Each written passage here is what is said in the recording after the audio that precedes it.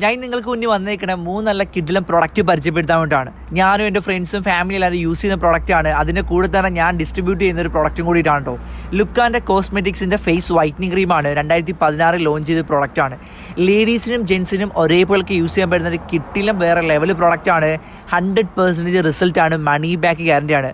നാട്ടിലും GCC all ഓവറും stock കാര്യങ്ങളെല്ലാം available ആണ്.